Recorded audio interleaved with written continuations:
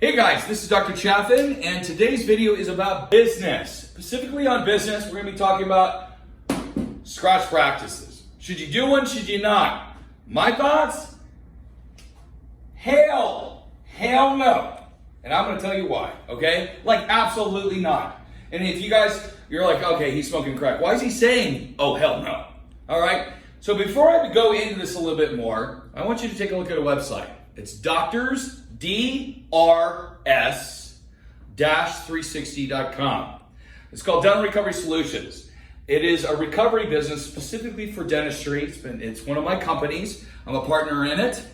And we work for BK7s, courts, trustees, we liquidate, and now predominantly, 10 years ago, we worked for courts and liquidate people. So the name repo guy kind of got stuck.